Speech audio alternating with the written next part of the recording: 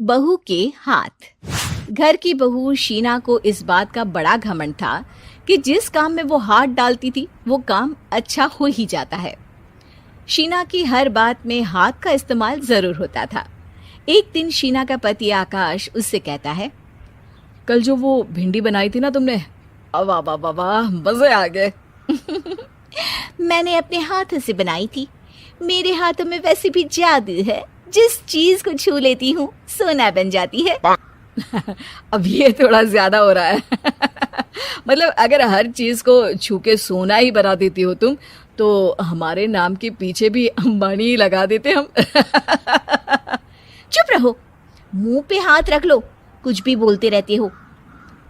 शीना की सास बगिया से पूजा के लिए फूल चुन रही थी। सुंदर, अति सुंदर, कितने प्यारे गुलाब के फूल हैं। भगवान जी खुश हो जाएंगे। मैंने अपने हाथों से जो पौधा लगाया था, मेरे हाथों की कोई भी चीज बेकार नहीं जाती।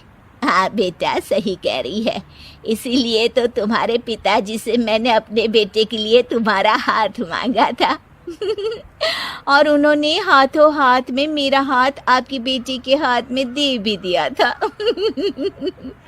हाँ बेटा, वो तो है, पर मुझे ये बता, तू ये हर बात में हाथ क्यों बीच में लेकर आती है?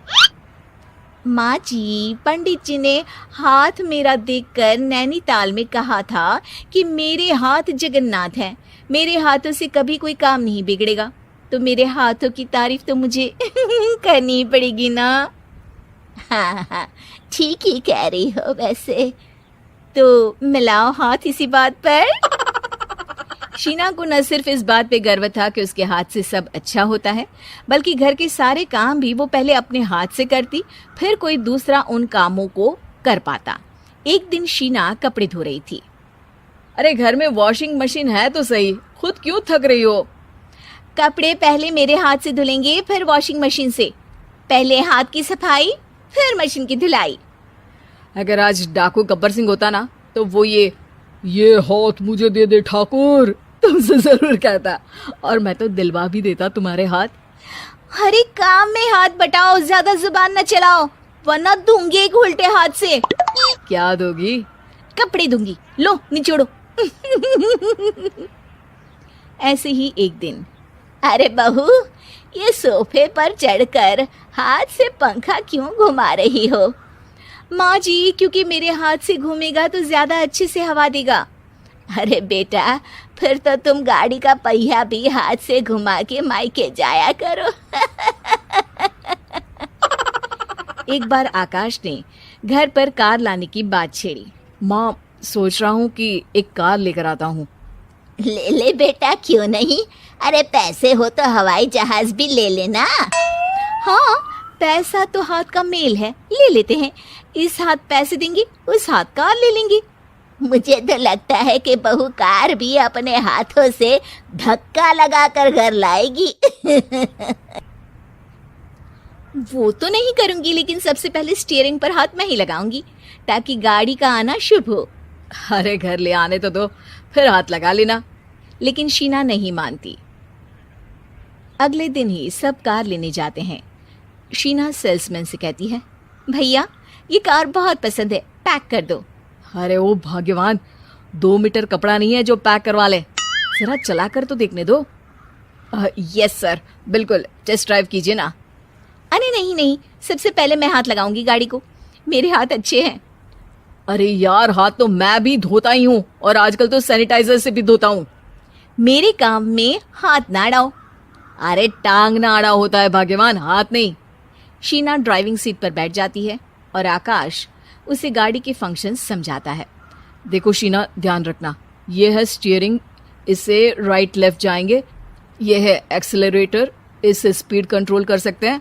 और उसी के पास में है ब्रेक, जो तुम्हारी जुबान में शायद मिसिंग है।